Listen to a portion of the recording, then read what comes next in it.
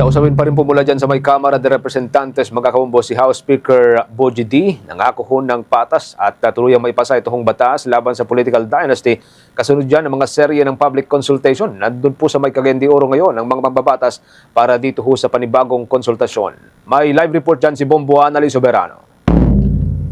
Nangako si House Speaker Bogie D na maipasa ng patas, makatarungan at maipatupad ang anti-political dynasty law sa 20th Congress. Kasabay ng konsultasyon ngayong araw na ginaganap sa Cagayan de Oro City. Binigyang diin ni Speaker D layunin ng batas na hindi lamang ang pagtupad sa konstitusyonal na mandato, kundi ang paggawa ng panukala na tatagal sa pagsusuri ng batas at epektibo sa mga praktika. Sa kasalukuyan, may 24 na panukalang batas laban sa political dynasty sa Kamara, kabilang ang House Bill number 6771 na inakda ni na Speaker D at House Majority Leader Sandro Marcos na magtatakda ng malinaw na limitasyon sa paghahawak ng elective public post ng mga opisyal.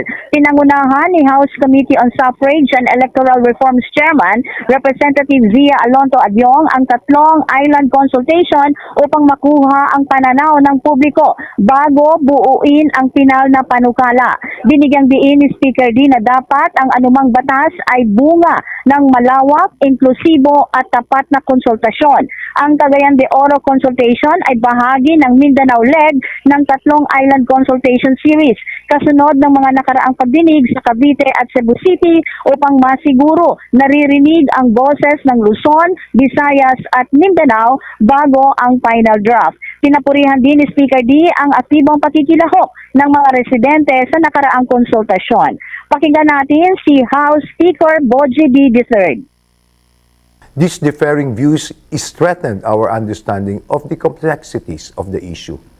Now, we have a clear appreciation of the balance that must be struck between people's right to choose and broader goal of expanding opportunities for public service to more of our countrymen. Ngayon naman po ay lumalapit ang Kongreso sa inyo, mga mahal naming taga Mindanao, dahil ang inyong tinig at damdamin ay aming pinagpapahalagan at sinasaalang-alang. Mga kababayan, we are serious about passing a fair, just, and implementable anti-political dynasty law in the 20th Congress. Binigyang diin naman ng mga mambabatas sa Mindanao-led consultation na ang pagkakaroon ng konsensus sa mga panukalang anti-political dynasty bilang pangunahing layunin hindi lang ang panalo sa argumento. Sa ginanap na pagdinig na sa University of Science and Technology sa Southern Philippines, sinabi ni Representative Lordan Suwan na ang konsultasyon ay hindi dapat maghatid ng progreso at mas inklusibong batas. Ayon naman kay Representative Zia Adyong, layunin ng konsultasyon na marinig ang tinig ng mga tao at gawing batayan ang kanilang karanasan sa pagbuo ng batas.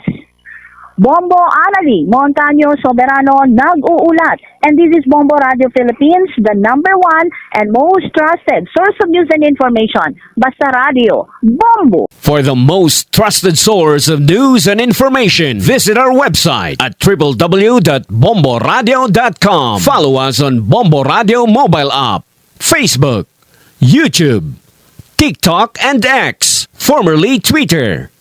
Like, share, and stay connected. Anytime, anywhere.